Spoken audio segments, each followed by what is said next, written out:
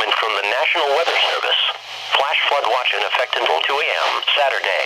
The National Weather Service and State College has issued a flash flood watch for a portion of central Pennsylvania, including the following areas: Adams, Columbia, Cumberland, Dauphin, Franklin, Juniata, Lancaster, Lebanon, Montour, Northumberland, Perry, Schuylkill, Snyder, Union, and York.